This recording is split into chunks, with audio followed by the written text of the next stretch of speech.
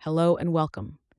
In this video, we will learn how to solve the inequality 3n plus 6 is greater than 12. We will go step by step to find the solution in both inequality and interval notation forms. Let's get started. To solve the inequality 3n plus 6 greater than 12, we need to isolate the variable n. First, we want to get rid of the constant term on the same side as n. The constant term here is 6. To remove 6 from the left side, we will subtract 6 from both sides of the inequality.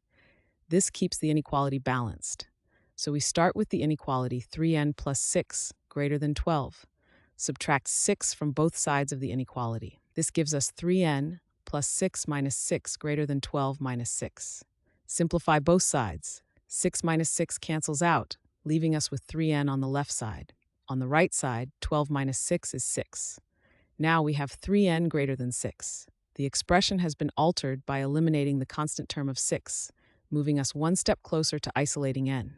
Finally, this new inequality, 3n greater than 6, is an intermediate step towards finding the range of values for n. To solve the inequality 3n greater than 6, we need to isolate the variable n completely. Right now, n is being multiplied by 3. The next step is to get n by itself. To do this, we need to undo the multiplication of n by 3. The inverse operation of multiplication is division, so we divide both sides of the inequality by 3. This keeps the inequality balanced. Remember, whatever you do to one side of the inequality, you must do to the other side. We have 3n divided by 3 is greater than 6 divided by 3. Now simplify both sides.